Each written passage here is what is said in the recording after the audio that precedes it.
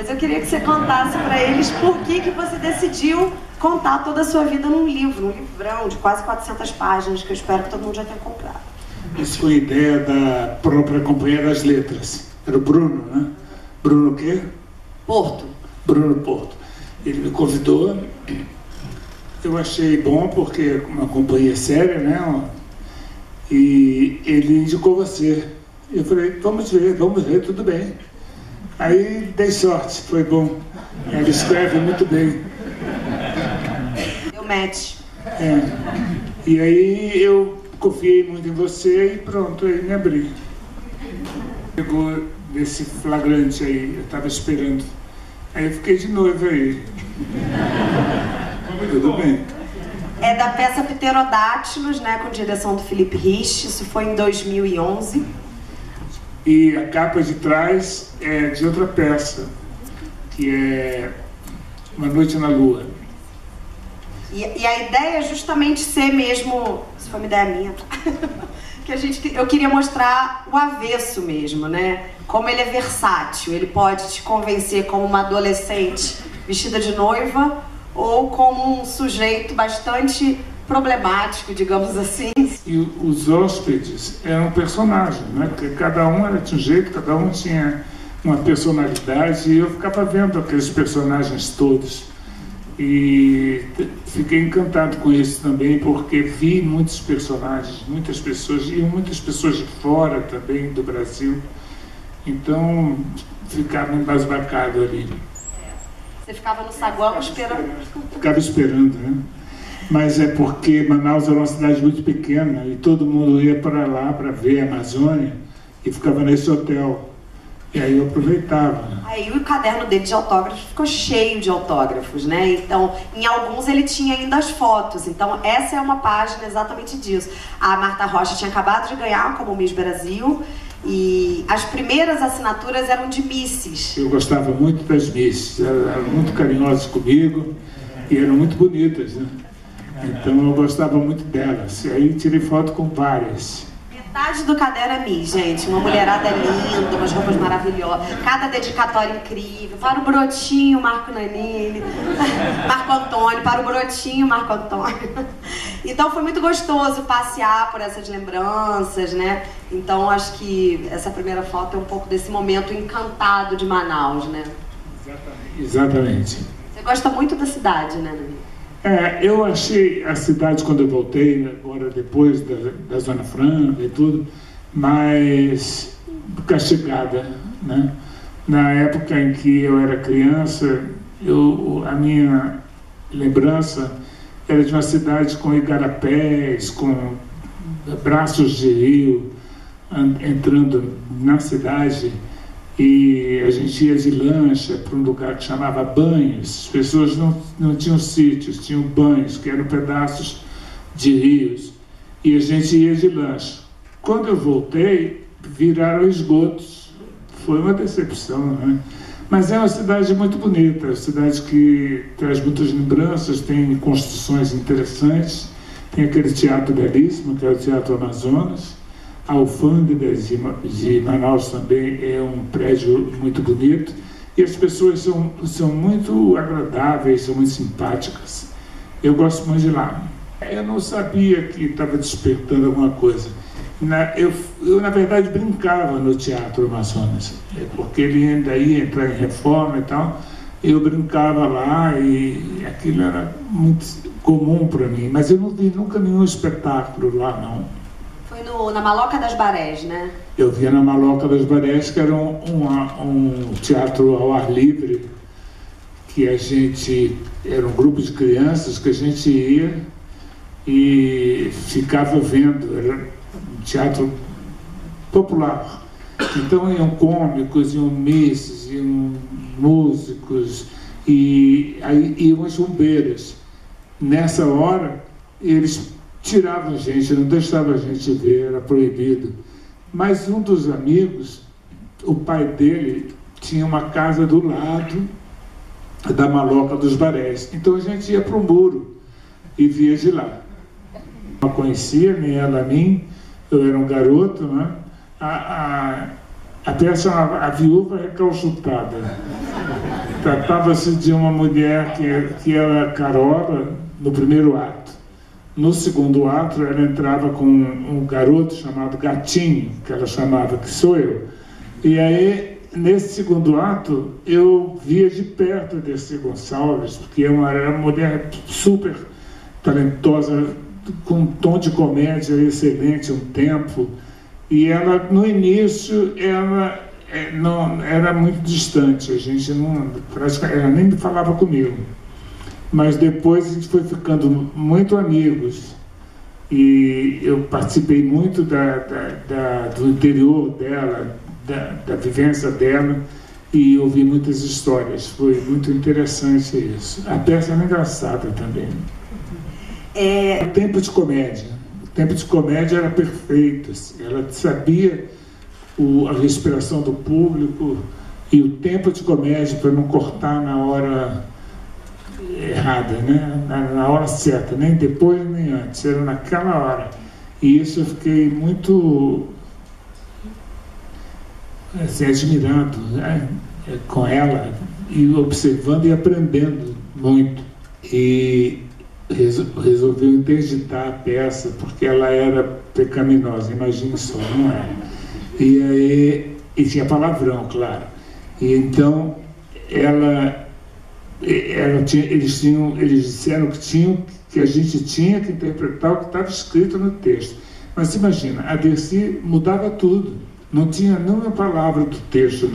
Eram ideias dela que ela ia colocando e a gente ensaiando aquilo. Mas ela ficou com muita raiva, pegou o texto na coxia e foi para o palco. E ela começava a ler o texto dizendo como personagem, né? Mas o que estava escrito no texto. E ela olhava para a gente, na hora que a gente tinha que falar, ela dizia, é você. Eu não sabia onde estávamos, o que era aquilo. Mas aí ela se aborreceu disso, passou um pito nos censores, falou horrores, não sei o quê, xingou aberto os censores, foram embora.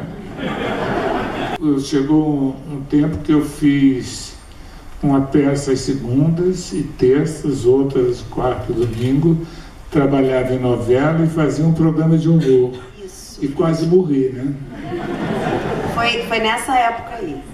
E nessa fase era muito curioso, que ele era sempre escalado para papéis de novela, assim, um mocinho simpático, ingênuo, frágil, né? Emendou umas 4 novelas assim. Fiquei com essa pecha. Bom, aqui já estamos eu disse que não segui uma ordem, né? Aqui é 1985, finalzinho da ditadura, uma das primeiras peças políticas que o Nanini faz, né, com a sua grande companheira Juliana Carneiro da Cunha, que se tornou uma grande amiga, né, Nanini? Uma grande amiga minha. Mão na Luva, aliás, eu não falei o nome da peça, Mão na Luva. Essa peça tinha um casal que estava em crise e era um momento de separação do casal, depois de 7 anos de casados. E ele era um jornalista, mas vendido para a ditadura, né? E ela não gostava disso, por isso romperam. E é esse rompimento. No fim, eles voltam a namorar e tal. Mas essa peça teve um cuidado muito grande, porque teve o Klaus Viana, que era um grande coreógrafo, um grande professor de corpo, e ele coreografou a peça toda. E o Aderbal Freire Filho fez a luz, uma luz linda, ele sabia fazer a luz e dirigiu a peça. Então ela fez muito sucesso, essa peça. Ela estreou, era comprida, e uma crítica falou que porque tinha presente e passado, quando eles se conheceram e o tempo atual. E o crítico falou que no passado tinha muito texto, aí o Aderbal cortou algumas coisas, e no Rio a gente apresentou a peça nova, cortada, né? Então, mas em São Paulo a gente também foi para um teatro que estava fora de circuito, que era aquele Teatro Maria da Costa, vocês conhecem, ali no Bexiga, e então não foi sucesso, não foi mesmo. Mas no Rio foi um estouro, foi um grande sucesso, E essa é a Juliana, eu tive o prazer de trabalhar com ela. Teatro, né? É o mesmo espetáculo, não é não? Não, esse é A Morte do Caixeiro Viajante. Ah, então é A Morte do Caixeiro. É porque a foto é muito Viajante. parecida. Tá certo. É do Arthur. A gente fez essa brincadeira justamente para... Ó, os dois. Essa já é 2003, né? A Morte do Caixeiro Viajante, com direção do Felipe Rich. Felipe Rich, mas aí não é de cena, não. Aí a gente está posando, né? De cena eu era um senhor que, enfim, o senhor e ela era minha esposa. E eu tinha filhos, era um texto muito importante, muito bonito que a gente fez. Essa peça, eu até separei aqui um trechinho para ler, bem pequenininho, prometo. E foi em 2003, né? E era uma peça muito longa, né? Acho que você nunca tinha feito uma peça tão longa, né? Longa. Né? E nessa peça você também teve a chance de contracenar com o Francisco Milani, grande companheiro. Essa peça era assim, eu fazia a peça toda, que eu fazia o protagonista, e tinha momentos que eram de outros atores que faziam outros personagens, só iam para fazer esses momentos. E era um show de cada um fazia um show, e eu ficava embasbacado com eles, né, meus companheiros, tudo. E a peça resultou muito por causa disso, eram atores muito talentosos e muito companheiros. É uma montagem super iconoclasta de um texto clássico, né, e realmente fez muito sucesso a peça. Era lindíssima, e eu ouvi, entrevistando as pessoas para biografia, né? O Nando, que está até por aqui, produtor, companheiro do Nanini, ele fez um depoimento muito lindo. Ele disse o seguinte: lembro que o Milani deu um lindo depoimento a uma rádio gaúcha na época dessa peça, dizendo que o Nanini era um ator que o colocava no precipício o tempo todo, e como isso era fascinante. Foi uma peça que me fazia lembrar de ensaio de orquestra do Fellini. Quando os atores saíam de cena, ficavam na coxia, sentados, assistindo ao espetáculo. E isso não acontece com frequência. É verdade. Os atores ficavam todos na coxia vendo o espetáculo, era um texto muito bonito também, e o espetáculo era muito bonito, era muito bom. Era longo, mas era bom. Irma Vap, maior fenômeno teatral da história do Brasil. Ficou 11 anos em cartaz, Lady Enid, Lord Edgar com Neila Torraca. Vou contar um segredinho, essa é a foto do perfil do Zap do Nanini. O quê? É sua foto do WhatsApp, né? Ah, é? Você gostou muito dessa personagem, né? Eu gostei dessa peça, né? Porque a gente fazia, cada um de nós, 2 personagens. Eu fazia a Lady Enid e fazia um cocheiro. E ele fazia a empregada e fazia o Lord Edgar, que era o marido dela. Vocês, quem viu, sabe dessa história. E as trocas de roupa eram muito rápidas. A gente batalhou muito, a gente ensaiou muito, muitas vezes, para cada vez diminuir mais o tempo da troca de roupa. E realmente foi um impacto muito grande, na época, esses momentos que a gente entrava saía por uma porta e entrava pela outra. Mas dentro e era uma coisa extravagante e tal, mas dentro do palco, lá na coxia, atrás dos cenários, era marcial. A gente tinha tempo, tem que ficar concentrado e tinha tempo para tudo, para pegar a peruca, a hora que pega a peruca, a hora que tira a peruca, a hora que põe não sei o quê, tudo rápido para ir fazer em poucos segundos e entrar pela outra porta. Foi uma experiência extraordinária para os atores, né? Porque a gente fazia essa técnica e representava uma comédia hilariante. Você chegou a entrar no palco com um cabide nas costas? Cheguei. Entrei com ele. Aí falei, aí está no livro. Não vou contar tudo não. Tem muita gente que está me dizendo que começa a ler o livro pelo capítulo da Irma Vap, de tanta saudade que tem da peça. E eu era muito criança, assim, mas eu tive a sorte que a minha mãe viu também muitas vezes, então ela me contou muitas coisas. Depois eu vi a peça filmada E realmente, assim, é um fenômeno inexplicável. Eu fiquei muito tempo tentando perseguir o mistério de Irma Vap, né? O título da... Qual era o mistério? O que explica esse fenômeno, né? Por que uma peça passada no século XVIII, final do século XVIII, início do século XIX, de terror, né, cômico, fez tanto sucesso comercial? E são muitas explicações, né? Ela é em cima de um filme famoso, que me esqueço agora. Qual é, você lembra? Na verdade é uma peça nova-iorquina. Também tem um filme que é a história de um homem rural, né? Um cara rico que se apaixona por uma atriz de teatro, ela se apaixona por ele, vão para a casa dele, a primeira mulher dele tinha morrido. E chegou essa nova esposa, saltitante e tal, e a empregada detestava ela, então tinha cenas de muita ironia das duas. Era interessante e engraçado fazer.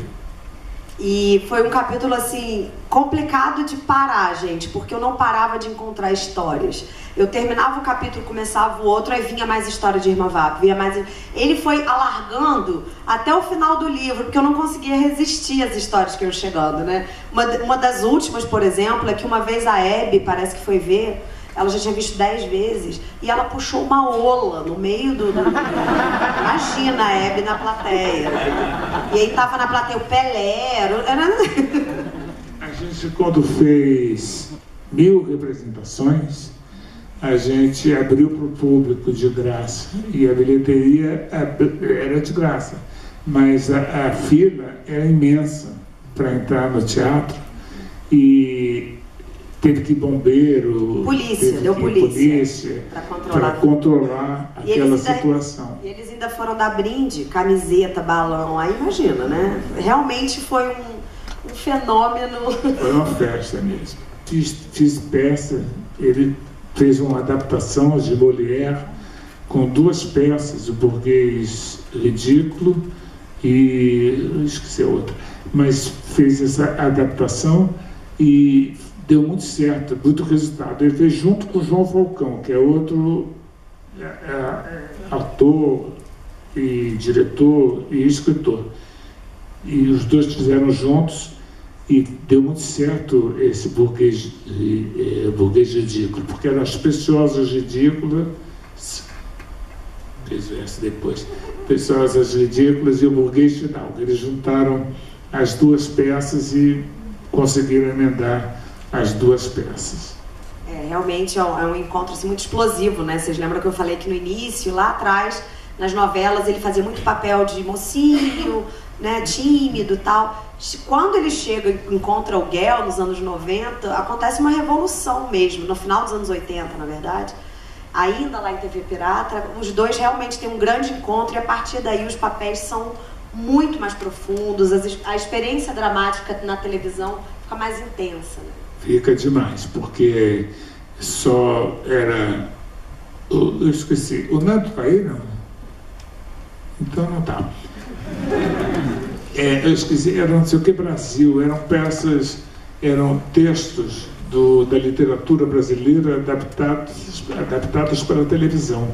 Então eram textos muito bons, e eles são autores também, então eles são autores, diretores, eles faziam adaptação, e todos ficaram muito bons, e eu ganhei os papéis todos, os papéis principais, e isso me deu uma experiência muito grande, né?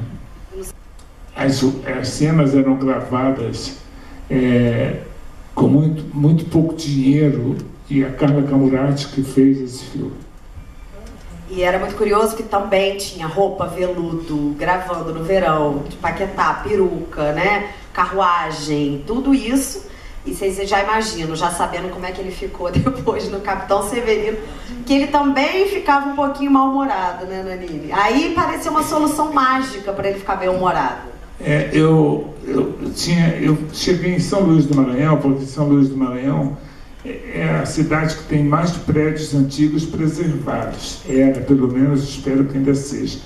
E então a Carla escolheu aquela cidade para fazer algumas externas do filme. Eu não sabia o que fazer com o filme, com o personagem. No avião, eu e a Marieta indo para São Luís, uma viagem longuíssima, que parava em todas as cidades, até lá, era um inferno. E aí eu fui para ela e perguntei: Marieta, como é que você vai fazer a personagem? Ela falou: não sei, eu também não sabia.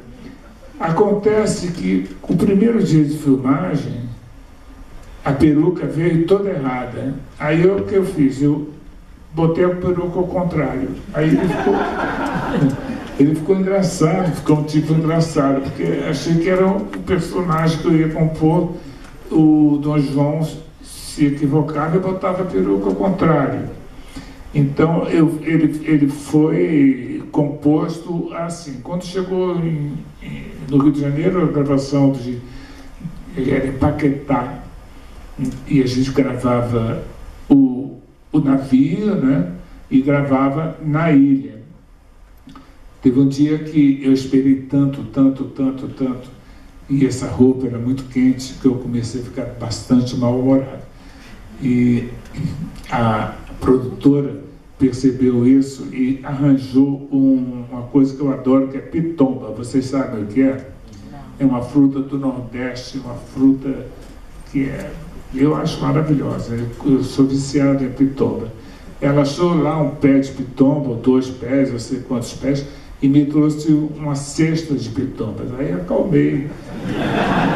E entrei, e Dom João passou a chupar pitomba nessa cena. Saudade do Linneu, seu melhor amigo? Gosto do Linneu. Eu gosto desses personagens todos e desses atores. E foi um sucesso, sabe? Ele ficou 12 anos em cartaz. 14? 14, imagina. 14 anos. A gente já ia virar tataravô, né? Começou normal, mas aí viramos avô, então o futuro seria tataravô, sei lá. Então a gente resolveu parar. Em quem que você se inspirou para compor Linneu? No meu pai. Meu pai é um senhor muito rígido, mas simpático, agradável, muito bom pai, e usava o que se usava na época, década de 40, 50, o cinto na barriga. Aí eu pedi ao figurinista para fazer roupas assim, que eu pudesse colocar o cinto na barriga, para dar uma característica pro Linneu. E você tem um episódio preferido? Você consegue ter? O quê? Um episódio preferido? Não, eu gostava da série, assim, dos personagens, né? Andréia, Pedro Cardoso, todo mundo, Marieta, todo mundo aí. Vocês viraram uma família mesmo, né? O que a gente podia fazer?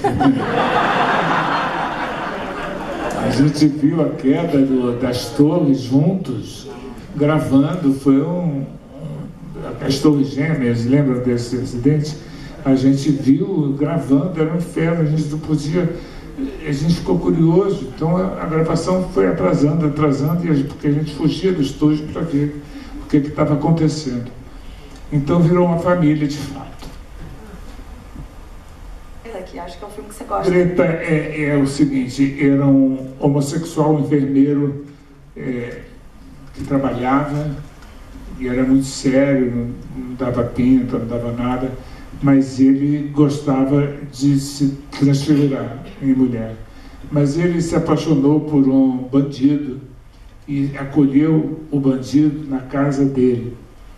Quando o bandido foi preso e saiu da casa dele, ele, enfim, mudou de casa e se transformou em Greta, que é essa imagem aí.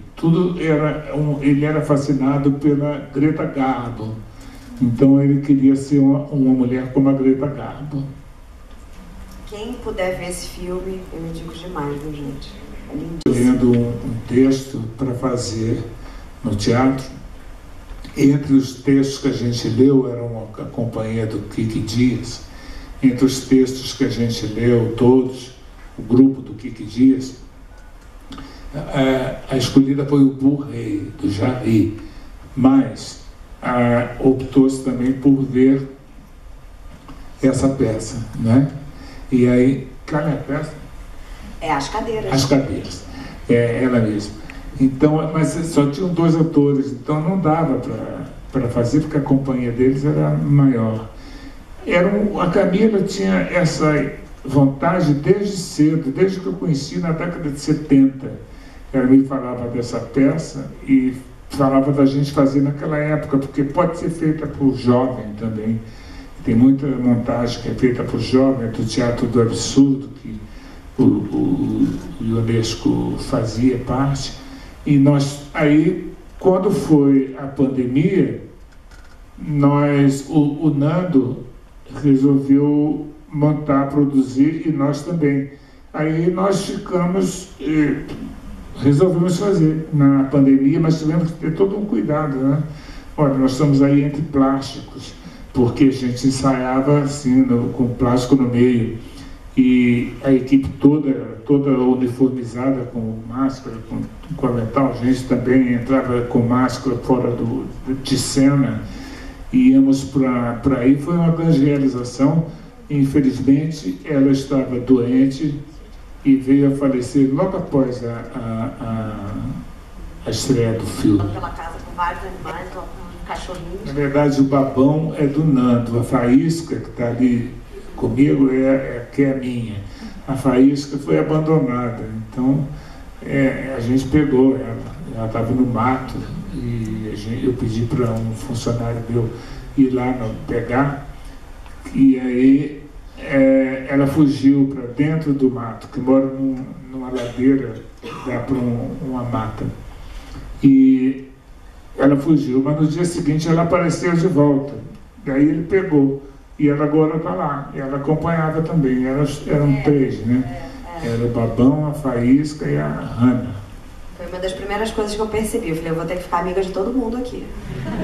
Dos tucanos, tiês. Tinha tucano, tinha o espaço, a gente fazia... Todo um elenco na casa do Nanini. A gente fazia um bodejão, né? Na varanda, no corrimão, assim, da varanda. A gente botava muitas comidas, e os passarinhos vinham e iam, que eu não gosto de bicho preso. Então, os passarinhos iam e iam. Era muito bonito ver isso. É muito interessante, assim, você perceber que uma pessoa é muito povoada por vida, né? Entram os bichos, a natureza está sempre perto. Enfim, gente, essa foi uma pequena amostra do livro que vocês vão... Espero que vocês tenham a chance de ler, de se deliciar, de se divertir, de comentar, postar, divulgar, dar de presente. É uma vida, realmente, eu tive a honra de pesquisar essa trajetória que me ensinou muito, e me ensinou muito sobre a história da cultura brasileira, como eu falei com vocês, porque não é só a história, é um personagem que leva a gente para passear pela história recente da cultura brasileira. Então, eu acho que é um belo passeio. E eu convido todos vocês a fazer. Muito obrigada. Quer falar mais alguma coisa? Era um debate, a gente ia abrir para perguntas? Não, a gente ia só, infelizmente, então, não temos muito tempo. A gente vai assinar os livros ali fora. Mas se alguém tiver alguma pergunta, vamos fazer.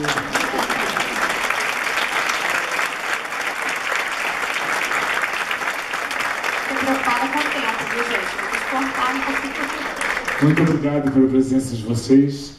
Foi um prazer e uma honra ter essa plateia tão gostosa aqui. E é só isso. Muito obrigado. Obrigada, gente.